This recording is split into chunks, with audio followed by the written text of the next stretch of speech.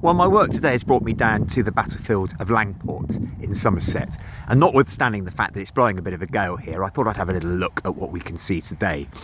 This was a battle that was fought on the 10th of July 1645, and it was a key moment in the advance of the New Model Army, Parliament's New Model Army, after their victory the previous month at the Battle of Naseby.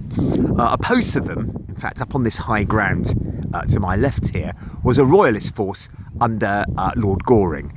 Goring had actually already made up his mind to retreat back to Bridgewater, and so really what he wanted to fight here was a holding action. He deployed his cavalry up on this high ground here, and then down in the bottom of the valley, really around where that house is now, he deployed musketeers. And the reason why he put them there was that down there was at the time, and it's still there, a watercourse known as the Wag Green. It was quite an obstacle, surrounded by marshy land, and really there was only one way across it, a kind of ford.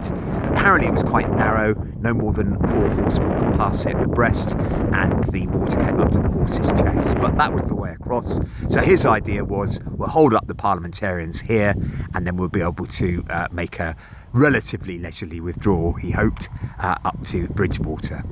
Parliamentarians under Fairfax arrived from Long Sutton up on the hill above us here and deployed in that land up there. And the first thing they had to do really was to secure the ford. So they sent musketeers down themselves from the New Model Army, and there became a duel of musketry really in the bushes and the hedges that were lining Wag Green.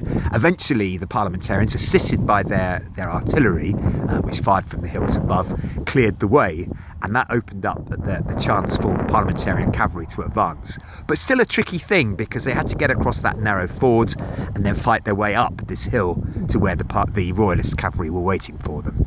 But it was done with great verve actually and courage by individual troops of horse, originally led by Major Bethel.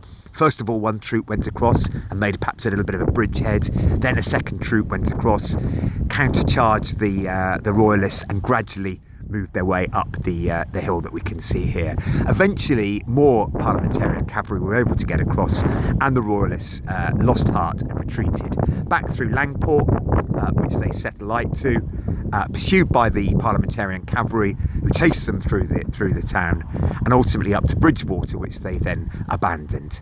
So it was quite a remarkable victory really, and it was seen so at the time, and the courage of Major Bethel and his few men that originally crossed the bridge here, or the ford here, were noted by Fairfax in particular at the time. So that's the battlefield here of Langport.